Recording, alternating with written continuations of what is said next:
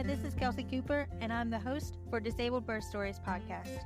I hope those in the disabled community can enjoy these stories of bringing beautiful babies into the world and the journey along the way. I hope this podcast helps you feel seen, heard, empowered, and capable, no matter your journey to being a parent. I hope those who are able-bodied would listen to empathize with and support their disabled family member, friend, acquaintance, or random stranger. Thank you for listening, and feel free to email me if you have any questions or would like to be featured on the podcast at disabledbirthstories@gmail.com. Thanks for joining us today. After listening to this episode, please remember to rate and review on Apple Podcasts and Spotify. Please also check the description for our social media links and the link to our merch store. This podcast is for entertainment purposes only and is not intended as medical advice. Please consult your medical providers for all of your healthcare needs. Also, the views and opinions expressed by the guests are not necessarily the views and opinions of the host and vice versa.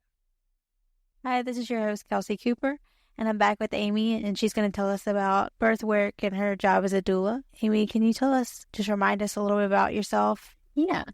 So my name's Amy Ray. I go by Amy Ray or Amy Ray. And I am a birth worker, an educator, and writer.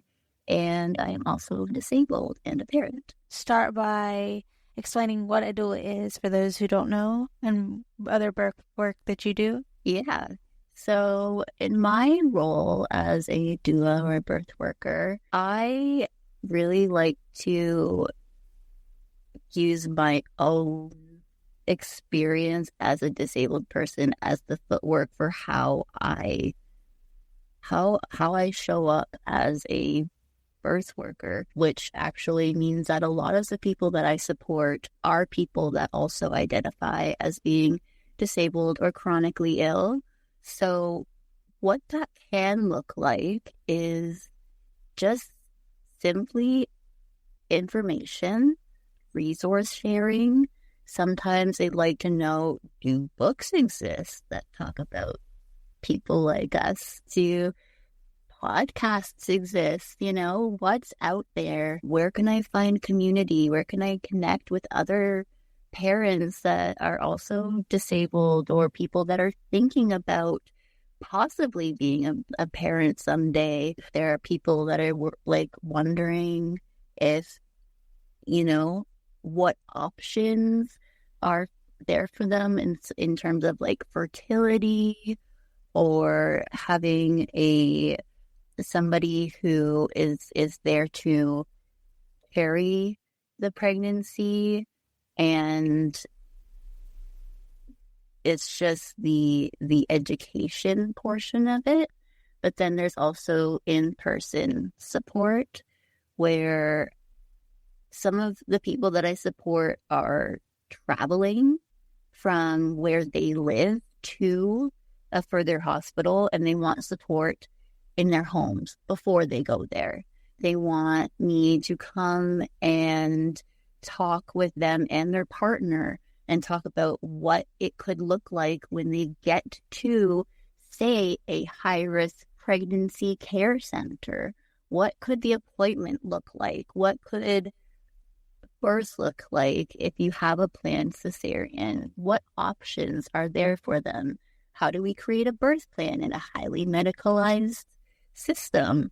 And then there's also cases where people want support in the hospital, in which case I can be there to help facilitate non-medicalized aspects of care and support that are there to be part of the team that they're a part of. So I feel like it's different from, all of the traditional kind of notions of what my job could look like, and kind of just tailoring that a bit to this community of people that are so, underrepresented in the birth world in general. So it's just kind of showing up for that. And what did training to be a doula, what did that look like for you?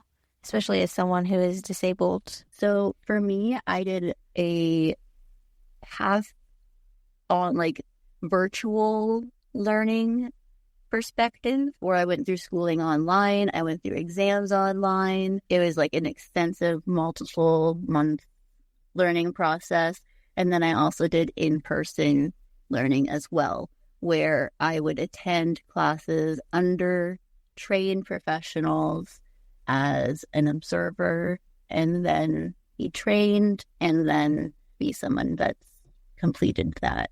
And now I've been in the field for 5 years, and I'm always continuously working towards different things that I can bring into how I conduct my field of birth work, whether that's taking additional training on how to be a trauma-informed care provider or how to facilitate different like movement techniques through in-person learning, just like a continuous, even up to this day thing. During that training, was there ever any focus on your disability and how it would affect your work as a birth worker? It has come up. When I first started birth work, I wanted to keep the two things like separate.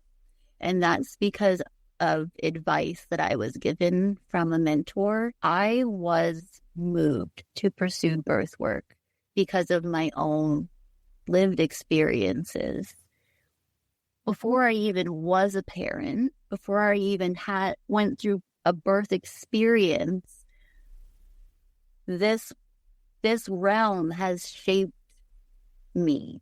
When I was 17, I went through a forced medicalized abortion because my care provider convinced me that people who had the same condition as me cannot have a pregnancy and that I wouldn't make it, my baby wouldn't make it. They traumatized me.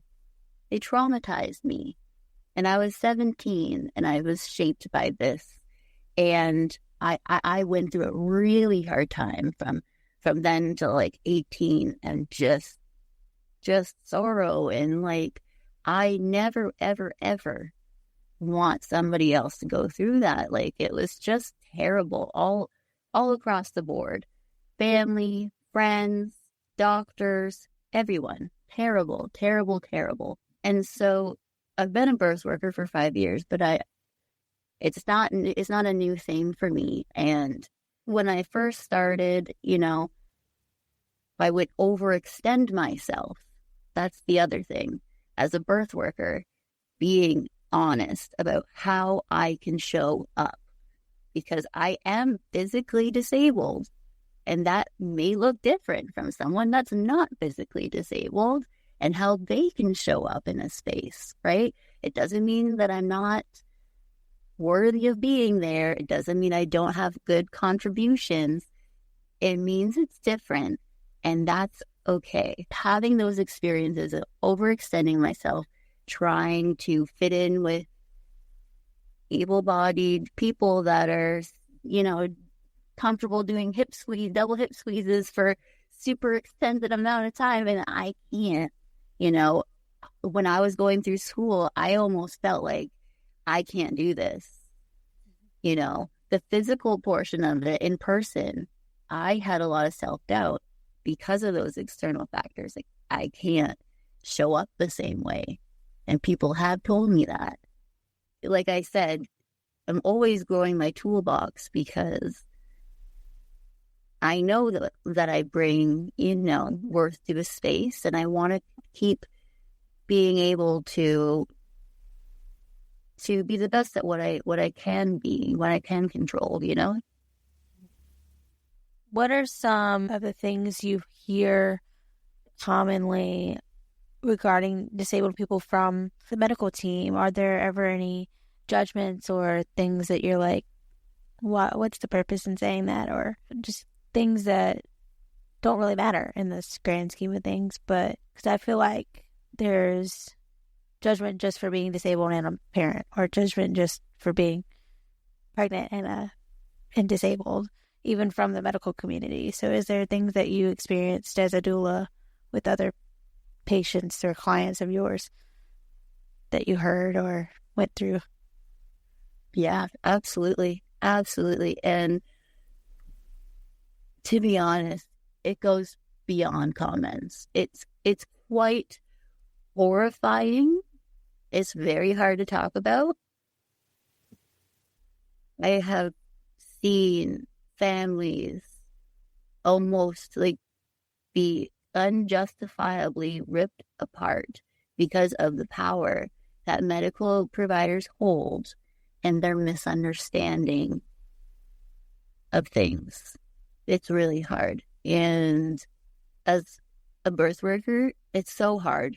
It's so hard because you are not there to talk for your client, right?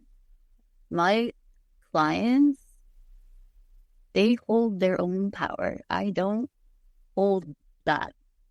That's their story. They're letting me in. That's sacred. That means so much, like, so you never want to speak for somebody. Mm-hmm. But these are some of the things that I feel like is important for people to kind of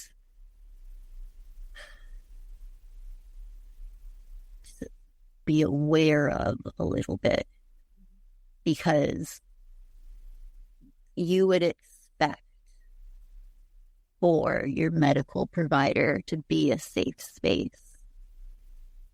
You would hope that. I hope that. I want that for every single person. Except that's just not reality. And that's not to scare people, because, I had a fabulous team. However, my OB said some things that you just shouldn't say. Just like you said, it adds zero. It's just like, what is it for?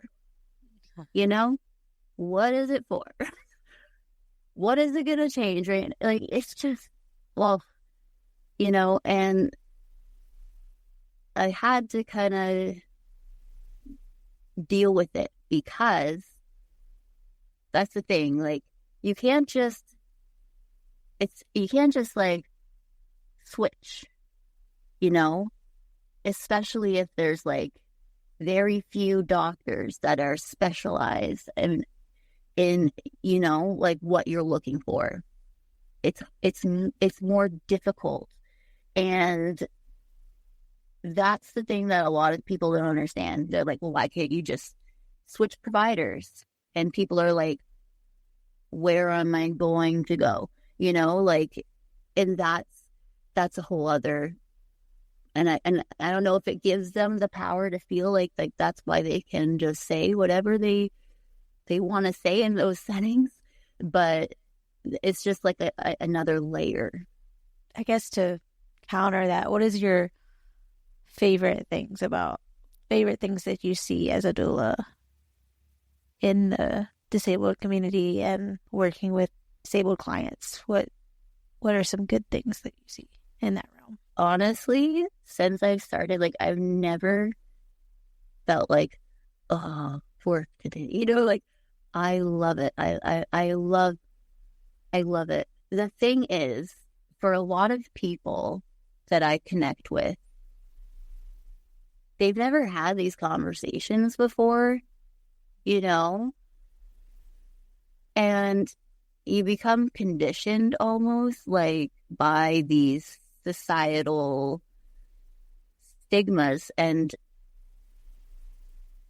when I like see people become like confident in like themselves, and they're like, this is how I take up space, not like let me change myself to fit it. Like, no, it's like, this is how I take up space. And like being able to like witness that it's really powerful. I just think it's the power of community. It's the power of like conversation and connection.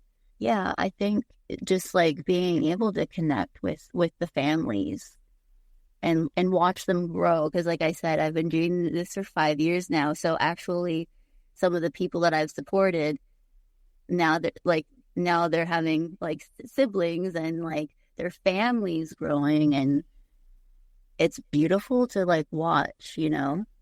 What resources do you suggest for people with disabilities who want a doula or want to look into what a doula is, or even to become a birth worker and a doula themselves? Where do they go? What do they do?